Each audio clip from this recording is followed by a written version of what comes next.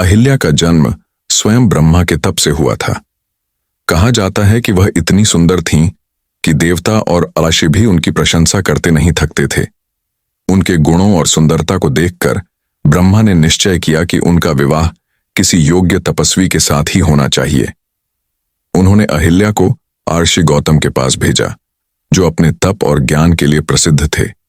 आर्षि गौतम और अहिल्या का विवाह हुआ। दोनों ने एक दूसरे के प्रति समर्पण और तपस्या का जीवन अपनाया। वे गंगा के किनारे अपने आश्रम में रहते थे, जहां अहिल्या अपने कर्तव्यों को पूरी निष्ठा से निभाती थीं। उनका जीवन अत्यंत शांत और धर्ममय था, लेकिन अहिल्या की सुंदरता देवताओं के राजा इंद्र को आकर्षित करने लगी। इंद्र, जो भोग विलास के लिए प्रसिद्ध थे, अहिल्या को पाने के लिए छल का सहारा लेने का विचार करने लगे। एक दिन प्रातःकाल जब आर्षि गौतम गंगा स्नान के लिए आश्रम से बाहर गए, इंद्र ने अवसर का लाभ उठाया। उन्होंने ऋषि गौतम का रूप धारण किया और आश्रम में प्रवेश किया।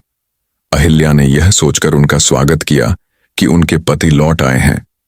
इंद्र ने छलपूर्वक अहिल्या के साथ समय बिताया। उसी समय आर्षि गौतम स्नान कर लौटे।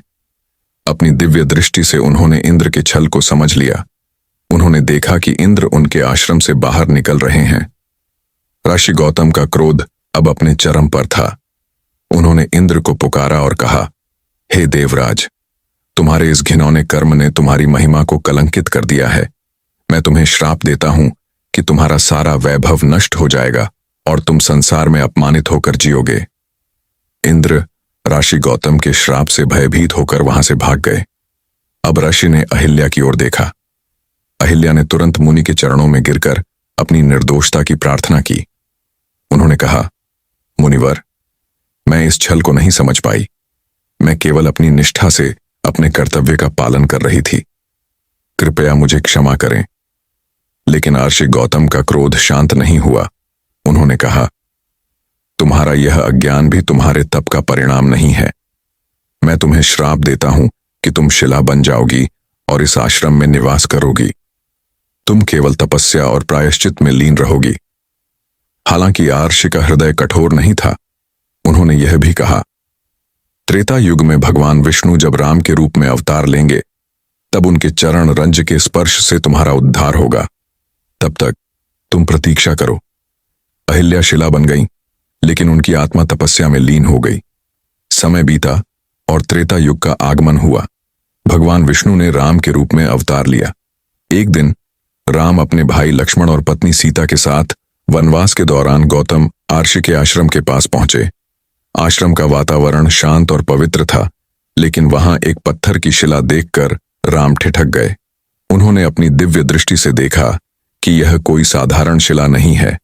उन्होंने शिला के पास जाकर अपने चरण स्पर्श किए। अहिल्या का उद्धार हो गया। शिला पुनः जीवित हो उठी और अहिल्या अपने सुंदर स्वरूप में भगवान राम के चरणों में गिर पड़ी। उन्होंने कहा, प्रभु, आपकी कृपा से आज मेरा जीवन धन्य हो गया। आपने मुझे इस श्राप से मुक्त किया। भगवान राम ने कहा, हे देवी, तुम निर्दोष थीं। तुम्हारा यह कष्ट तुम्हारे तप का प्रमाण है। अब तुम पूर्ण रूप से मुक्त हो और धर्म के मार्ग पर चलकर अपना जीवन व्यतीत करो। ऋषि गौतम भी वहां उपस्थित हुए और अपनी पत्नी को पुनः स्वीकार कर लिया। इस प्रकार अहिल्या का उद्धार हुआ। यह कथा हमें सिखाती है कि सत्य और धर्म की हमेशा विजय होती है।